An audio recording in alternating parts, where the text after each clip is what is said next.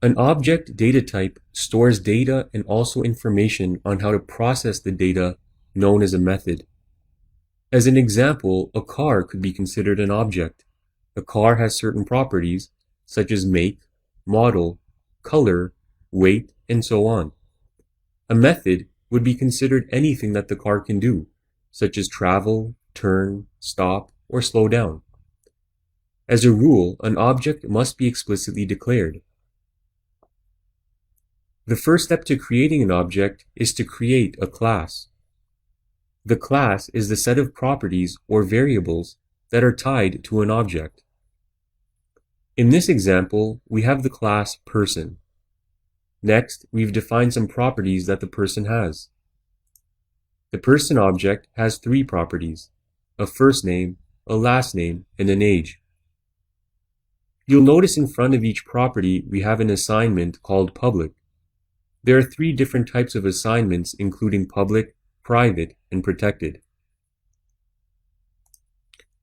Next, we've constructed a function that tells our properties what values will be assigned to the variables: first name, last name, and age.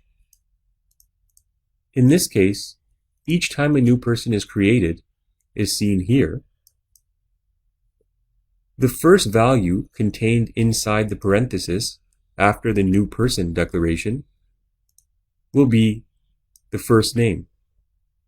The second value inside the parenthesis will be the last name, and the third will be the age. Each variable here, person 1 and person 2, creates a new person. Each person has their own unique set of information. We have a method inside our class, and a method is a function tied to an object. This method, which we've called hello, will output a sentence with the person's first name, last name, and age.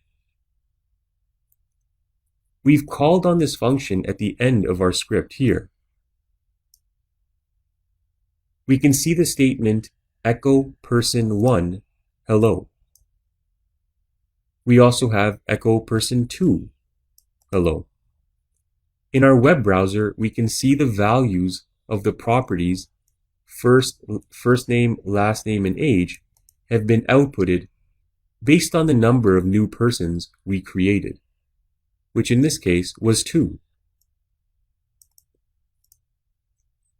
And that is how an object works. Note that these values would typically be derived from a database.